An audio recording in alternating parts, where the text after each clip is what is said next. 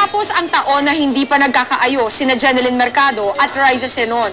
At ngayong 2007, handa na raw si Jen na makipagbati. Si Raisa kaya makichika kay Lars Santiago. Panahon ng kapayapaan at pagkakasundo ang bagong taon. Kaya naman maraming tampuhan sa showbiz ang naaayos. Pero tila malabo pang magkaroon ng katapusan ang iringan ng Starstruck Ultimate Survivors na sina Jeneline Mercado at Raisa Senon.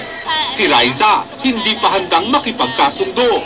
Sa huling interview sa kanya ng GMA News, napatakbo ito ng tanungin tungkol kay Jeneline. Pati ang katabi niyang si Christine Reyes, nagulat.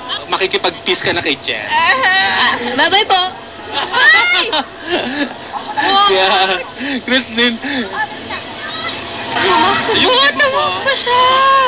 Kung si Jeneline naman ang tatanungin, handa na itong makipagkasundo kay Raisa. Pero mas maganda raw kung kusang mangyayari ang kanilang pagkakasundo. Siyempre, ang bagong taon, ang hirap nung may kaaway ka. Siyempre, gusto mo lahat kaibigan mo, lahat kakampi mo. So, di ba, sinong may ayaw na magkaayos kayo? And ako naman, open naman ako sa kahit sino. Sabi pa ni Jen, isa na ito sa pinakamasaya niyang Christmas at New Year.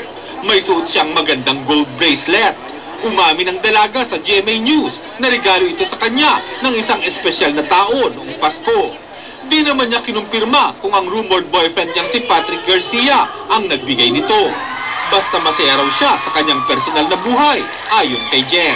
Sana nga po tuloy-tuloy na and sana rin maging happy na rin yung mga tao sa paligid ko na parang makontento na rin sila. Lars Santiago, updated sa Showbiz Happening.